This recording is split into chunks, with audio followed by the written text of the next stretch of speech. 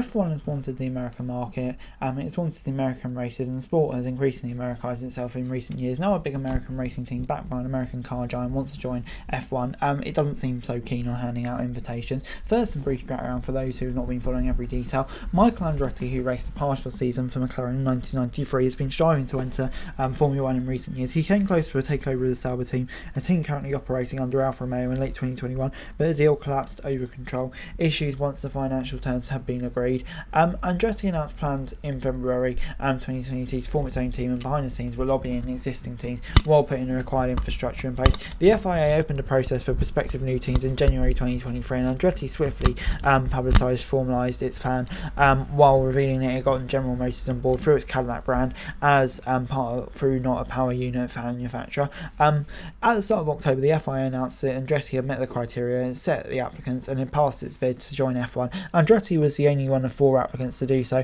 F1, led by Stefano Domenicali, will now discuss commercial matters with Andretti, and the final process is expected to run in 2024. F1 teams, with the possible exception of being Andretti ally Zak Brown and his McLaren team, are expected power unit partner Alpine, are not in favour of being in F1. It's important to distinguish this is not an attack on Andretti or an anti-Andretti agenda, but the presence of an F1 team on the grid. And yeah, it's for financial reasons. The existing teams are protecting their interests and assets, as the introduction of another team will dilute the prize fund and lessen the value of their own teams. The revenue and prize money, hugely important to F1 teams, would have to be split 11 rather than 10 ways should a new team come in. Because of this, and to soften the hit F1 teams, they want an anti-delegation fee set at 200 million, but they want it raised, and that money would be shared between the existing teams.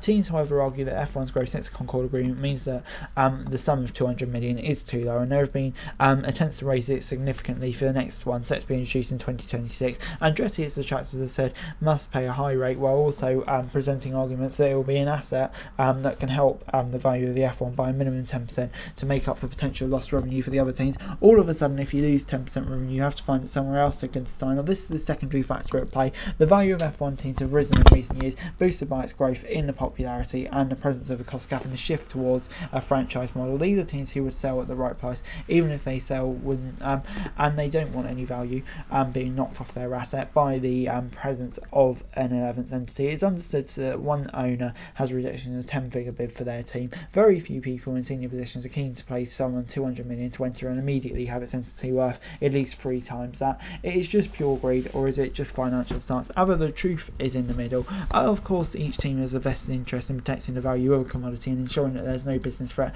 and several team bosses were correct in pointing F1's recent history. We have to keep in mind that 3 or 4 years ago, almost half the grid came quite close to bankruptcy, and we have to avoid being arrogant, said Bedford. The Manor team collapsed pre-2017, having slipped to 11th place in the 2016 standings under the old ruinous F1 model, then forced into Rented administration mid-2018 and was rescued by Lawrence Stroll. The team now owned by Aston Martin, of course. The pandemic plunged several teams into crisis, with a few turning off their financial taps until the uncertainty was cleared. Williams was sold mid-2020 to Doralton Capital. We're stable, but it's not like we're making hundreds of millions of profits. We're still trying to get our budgets together, work on the budget cap, all that stuff, said Steiner. I remember sitting in the videos meetings when the pandemic hit, and 4 teams are we're here next year or not. We're all struggling, trying to keep alive, and a lot of teams have to put their money to stay alive and to make F1 what it is now. I think there is value to that as well. Why would you dilute that when we've got just to get someone else into a team when F1 is booming? Why would we make it weaker now? If someone comes up again,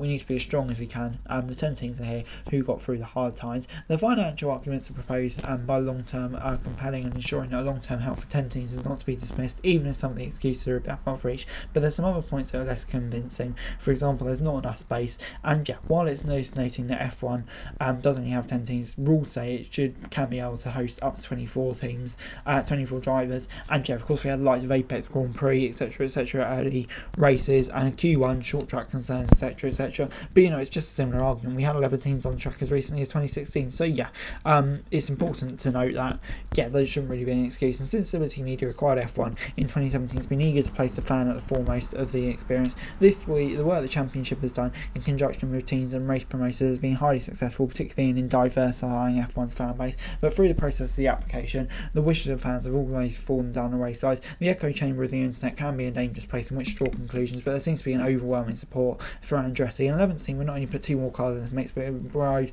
employment for hundreds of people, and yeah, it'll be an opportunity for more storyline, etc., etc. Everyone I've seen so far, I think the partners, they have the name and they have more professional teams to Max Verstappen. It would be nice, I think, because the opportunities from the driver's side, but I can understand from the fan side they don't want it. It's a tricky one. It's a tough one. Formula One is the longest period. Grid stability in the grid, and with no new team since 2016. That was a year before Liberty's arrival, so the same entity for 10 years. It's begs the question that if F1 does come in, when would they enter, and do they have a standard chance of joining the championship? And yeah, one solution for long term would be to let it play out and then join later in the 2020s. I think the addition of 11th team would be the point where the 10th team on the grid is financially stable, said James Vance. Perhaps that should not be of what can Andretti bring, but rather, isn't it great to see Andretti so eager to join our championship? Oh, and they've attracted GM too. Firstly, this is where F1 is in starting having a narrative over a lukewarm response owned to the notion of more teams. This is part of Andretti becoming a pawn within the political battle between the F1 and the FIA. The relationships hasn't been the best over the last few years, and the FIA opened a process entertaining bids from protecting new teams while being fully aware of F1's hesitance to any new team. Once that happened, the wheels were put in motion, and with Andretti passing all the FIA checks, he had no option but to bypass the situation for F1. We're not a service provider, said Mohammed Ben Sulayem. We own the championship, we lease it, we're the landlord, so that has to be respected. My intention was never to embarrass Liberty or FIA. I'm here for the spirit of the sports, but the lines have been drawn, he said. If the FIA wants another team and F1 is unconvinced, if Andretti wants it, it must somehow change F1's mind. Hey guys, that's it for you. Thanks very much for watching. Like, share, subscribe, and subscribe to the F1 news and subscribe to the channel. I greatly appreciate it. Thanks very much for watching. Peace out.